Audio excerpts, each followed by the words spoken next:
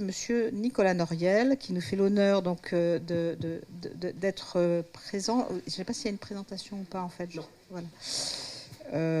Et donc qui est le directeur du projet santé mentale et psychiatrie de l'ARS Île-de-France. Tout à fait. C'est ça. Merci beaucoup. Est-ce que vous m'entendez ou est-ce que je vous emprunte le micro? Superbe. Très bien. Eh ben, bonjour à toutes et à tous, et je suis ravi d'être là aujourd'hui. Un grand merci pour l'invitation. Je remercie tout particulièrement l'équipe organisatrice et le professeur Krebs pour m'avoir proposé d'intervenir. Effectivement, moi je suis Nicolas Noiriel, donc je travaille à l'Agence régionale de santé d'Île-de-France. Alors désolé déjà pour les non-franciliens. Et je suis en charge effectivement du projet régional santé mentale et psychiatrie au sein de cette agence. Et je travaille avec un certain nombre de collègues que vous connaissez peut-être, en particulier le docteur Daniel Pinette, qui est psychiatre référent dans la région.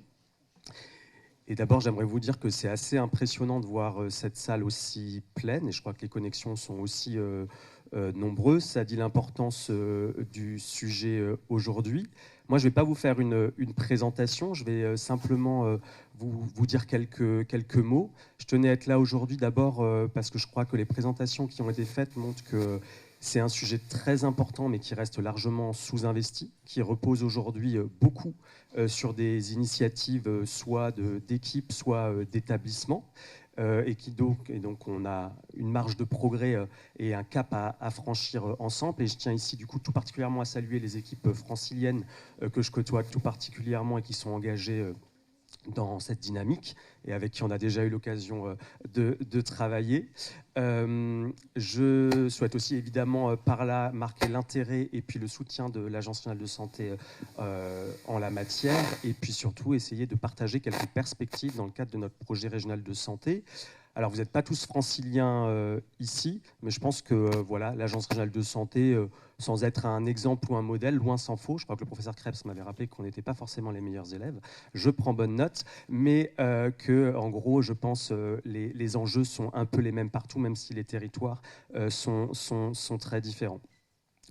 L'autre point, c'est que moi, j'ai pas l'habitude d'intervenir dans des journées internationales. Hein. Moi, je suis au niveau de la région. J'interviens dans des rendez-vous régionaux en général, peut-être départementaux, éventuellement nationaux quand le ministère nous convie. Mais en tout cas, moi, c'est vraiment une source de satisfaction de voir que l'Île-de-France peut accueillir ce type d'événements. Je pense que le partage d'expériences au sein de la région et au-delà sont particulièrement cruciaux sur ces sujets qui restent largement à construire. Et qui marque du coup l'intérêt et puis le dynamisme des équipes également, je pense, franciliennes. Et je pense qu'on a la chance de pouvoir compter sur elles et sur les travaux qui sont engagés au sein du réseau Transition. C'est pas à vous que je vais rappeler l'importance du sujet, qui est un sujet à la fois évidemment important de santé publique, avec des enjeux en termes de pronostic, de trajectoire de vie pour les personnes concernées et leurs proches. Mais surtout, ce que je trouve intéressant sur ce chantier, je crois qu'on peut le dire comme ça, qui reste à construire, c'est qu'on n'est pas simplement plus simplement dans l'épidémiologie, je dirais, descriptive. Alors, j'ai rien contre l'épidémiologie descriptive qui est très intéressante, mais c'est qu'on voit déjà qu'effectivement, il y a un certain nombre de choses qui peuvent être faites à condition, effectivement, de prévoir des organisations spécifiques, un certain nombre de moyens et de s'organiser collectivement pour y répondre. Alors, en Île-de-France tout particulièrement, on a adopté notre projet régional de santé tout récemment. Donc, pour faire simple, c'est en gros le projet stratégique d'une région en santé sur les 5 prochaines années. On n'est pas très original là non plus par rapport aux autres régions qui ont toutes fait la même chose dans le même temps. Mais en Île-de-France, on a fait le choix de retenir 2 priorités de santé. La périnatalité et la santé mentale en particulier, parce qu'il fallait évidemment, au regard des enjeux multiples et des moyens et ressources qui restent malgré tout limités, faire des choix pour porter vraiment un maximum d'effets sur les 5 prochaines années. Et on pense que c'est en particulier sur ces deux priorités que l'état de santé de manière générale peut être amélioré et les inégalités également en santé réduites. Et si on regarde plus particulièrement la thématique qui vous intéresse aujourd'hui, dans la région, on a décidé de faire un certain nombre de choses. La première chose, c'est d'ouvrir un travail au niveau de la région sur la structuration de la prise en charge des pathologies émergentes de l'adolescent et du jeune adulte. Alors encore une fois, on ne part pas de zéro, il y a beaucoup de choses qui existent dans les équipes et les établissements, mais après des échanges notamment avec les membres du réseau Transition, on pense que la région et les départements et les territoires, sous l'impulsion des pouvoirs publics, peuvent être aidants à plusieurs titres. D'abord, on a soutenu effectivement un certain nombre de projets ou renforcé des équipes via les FIOP, on en a largement parlé. On a une chance en Ile-de-France encore, c'est qu'on a plusieurs équipes, non seulement à Paris, mais en Seine-Saint-Denis, dans les Hauts-de-Seine, en Grande Couronne également, et dans la région, on a souvent un contraste entre les deux. Je pense à l'Essonne tout récemment retenu, mais également à Argenteuil, il y a 2 ans désormais. Voilà. Et que c'est super, que c'est un bon point d'appui. Mais je pense que l'idée, c'est vraiment effectivement qu'on puisse capitaliser là-dessus pour mailler plus largement le territoire, renforcer le modèle d'organisation et puis également évidemment le modèle de financement.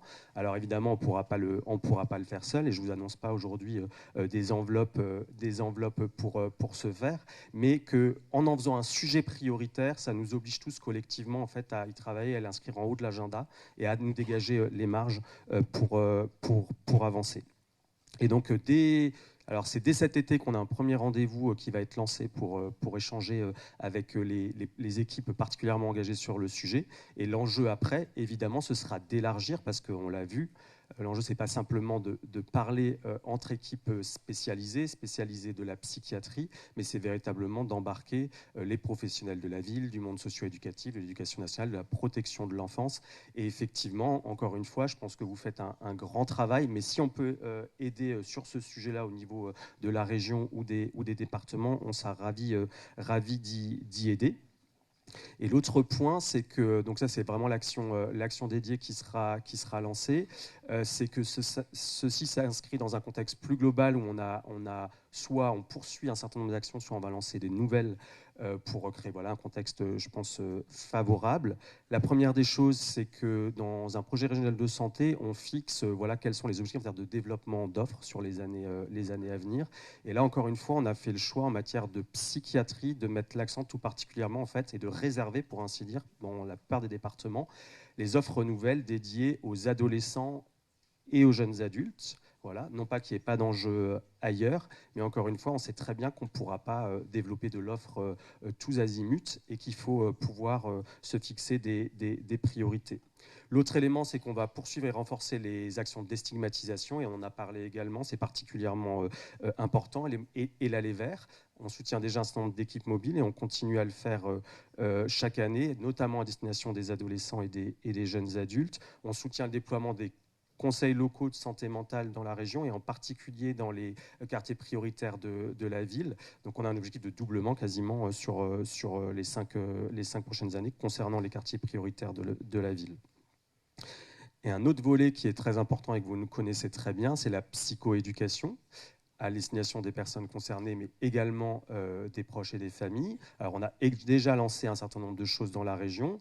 Je vois Dominique Villard qui est ici. On a particulièrement travaillé sur le programme Pro-Famille, qui est un programme qui a fait ses preuves, qui est particulièrement intéressant. Et on a encore du travail à faire. Mais on pense également qu'on peut aller plus loin parce que, et vous le savez encore mieux que moi, c'est que c'est encore une fois un outil qui a fait ses preuves. On a des données probantes sur un certain nombre de programmes et aujourd'hui, ça reste trop largement pas une réalité pour le plus grand nombre et l'accès est trop tardif. Et là, on espère on est plutôt en bonne position pour pouvoir capitaliser sur une organisation qui a été déployée dans une autre région, d'où l'intérêt du partage entre régions, donc en Auvergne-Rhône-Alpes, autour du programme BREF, qui a construit vraiment un modèle en partenariat avec l'UNAFAM. Et donc, on a renforcé notre partenariat avec l'UNAFAM pour créer une antenne régionale et donc arriver à, je pense, à relativement court terme, à déployer plus largement BREF dans la région. Et j'espère que ce sera évidemment qu'une première étape avant de renforcer et puis même de diversifier un certain nombre de programmes en la matière. Sans prolonger beaucoup davantage, je peux également mentionner la diffusion des soins de réhabilitation psychosociale, parce qu'évidemment, il y a des liens à faire, mais surtout parce que je pense que la démarche qu'on a lancée il y a quelques années de cela dans la région a particulièrement permis passer un cap, même si encore une fois la route est longue, mais on a constitué vraiment une belle communauté de professionnels, d'usagers, de leurs représentants pour travailler sur ce sujet et faire en sorte qu'effectivement ce soit des soins qui soient plus accessibles dans la région. On a des travaux lancés et très précis sur des thématiques que vous évoquez ici, sur le case management, sur le système d'information, sur les indicateurs d'activité et de qualité de prise en charge. Et donc on va poursuivre en ce sens, et je pense que ça peut tout à fait être le type de méthode qu'on pourrait déployer sur le champ de la prise en charge des pathologies émergentes. Et je vais en finir là-dessus. On voit que les modèles qui sont proposés sont majoritairement intersectoriels et effectivement, c'est certainement l'échelle requise au regard de l'intensité des moyens des bassins de population. Mais notre feuille de route prévoit également de renforcer le secteur, sans qui, évidemment, tout ça ne serait pas possible au regard de l'ensemble des actions à lancer.